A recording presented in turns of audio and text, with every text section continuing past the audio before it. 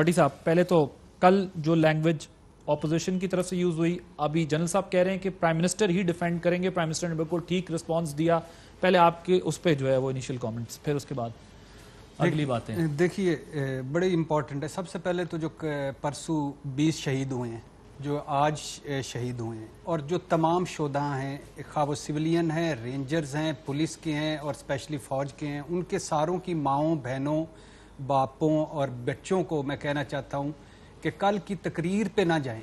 یہ ایک ہارے ہوئے شخص کی تقریر تھی، ایک نااہل سزا یافتہ اور مجرم کی تقریر تھی، اور ایک دیوار سے لگے ہوئے کا آخری حربہ تھا.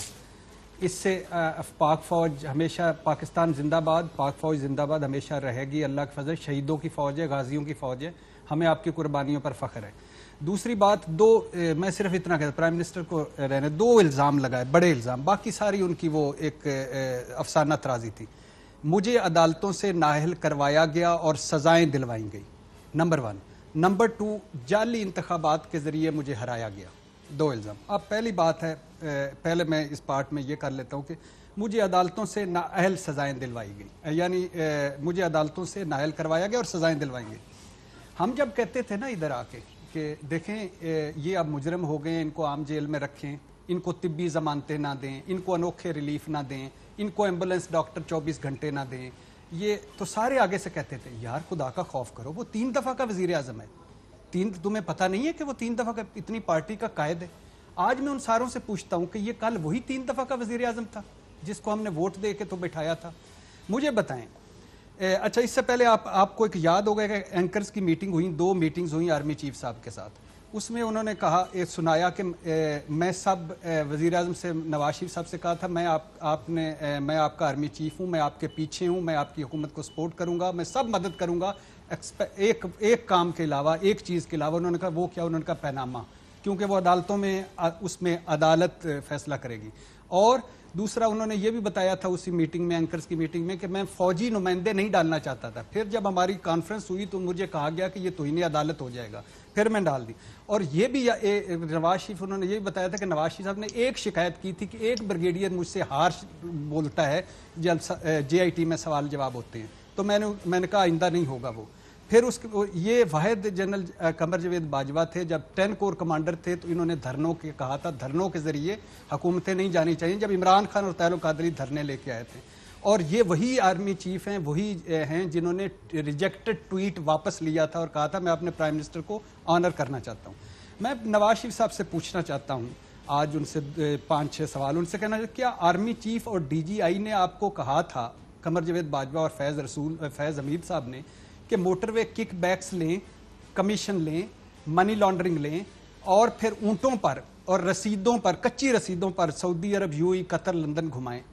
کیا آرمی چیف اور DGI نے کہا تھا کہ بیٹی کی کمپنی میں اقامہ لے لیں بحیثیت وزیر اعظم؟ اور اقامہ کا پتہ ہے کہ کیا ہوتا ہے؟ منی لانڈرنگ آسان ہوتی ہے، تو ہے نا، اقامہ پہ نکال دیا، منی لانڈرنگ آسان ہوتی ہے. کیا آرمی چیف اور DGI نے کہا تھا کہ دونوں بیٹوں کو غیر ملکی کر دیں تاکہ بوقت ضرورت پتلی گلی سے نکل جائیں؟ کیا آرمی چیف اور DGI نے کہا تھا کہ ایون فیلڈ اور لندن میں اتنی جائیدادیں لے لیں کہ آپ کو ان کا اخبار لکھے کہ یہ پینٹ ہاؤس بیری قزاق ہیں؟ کیا آرمی چیف نے اور DGI نے کہا تھا کہ پیناما لیکس کروا دیں؟ اب نواز شریف صاحب کو ہم نے پھنسانا ہے تو ورجن آئی لینڈ میں جائیں اور پیناما لیکس کروا دیں.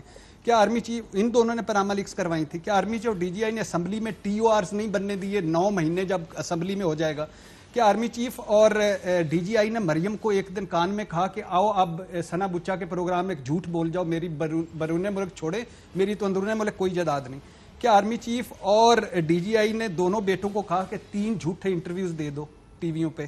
کیا آرمی چیف اور DGI نے کہا تھا کہ نواز شریف کو اب تم 3 جھوٹی تقریریں کر دو ٹی وی پر؟ کیا آرمی چیف اور DGI نے کہا تھا کہ اسمبلی میں جناب اسپیکر آپ جھوٹی تقریر کر دیں؟ کیا آرمی چیف اور DGI نے کہا تھا کہ سپریم کورٹ کو آپ ایک خط لکھ دیں کہ میری یہ اس کے آپ کریں اور میرے بچوں پر بھی اگر الزام آیا تو میں گھر چلا جاؤں گا؟ کیا آرمی چیف اور DGI نے کہا تھا کہ آپ سپریم کورٹ میں پیش ہو جائیں، JIT میں پیش ہو جائیں اور بے فکر ہو کے پیش ہو جائیں، ہم آپ کو چھڑوا لیں گے؟ کیا آرمی چیف اور DGI نے کہا تھا کہ ایون فیلڈ العزیزیہ فلیگ شپ میں 400 سوالوں میں سے 360 سوالوں کے پاس آپ کے جواب ہی نہیں ہے، نہ دینا جواب؟ کیا آرمی چیف اور DGI نے کہا تھا کہ منی ٹریل گم کر دینا، پیسے کمائے کہاں، لائے کہاں، خرچے کہاں، یہ نہ بتانا، منی ٹریل گم کر دینا؟ کیا آرمی چیف اور DGI نے کہا تھا کہ آپ ایک جھوٹا قطری خط لے آئیں کیا آرمی چیف اور ڈی جی آئی نے کہا تھا کہ جعلی ٹرسٹ ڈیڈ بنا لیں؟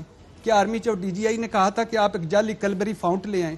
کیا آرمی چیف اور ڈی جی آئی نے یہ 10 والیومز گھر بیٹھ کے بنائے تھے؟ مجھے اب ہوا کیوں ہے؟ میں یہ اس پر بات کرنی ہے یہ ہوا کیوں ہے کہ کیوں جو ہے وہ اس سٹیج پر یہ ہوا کہ پتہ کہ ہوا کہ انتخابات کو کتنے مہینے ہو گئے؟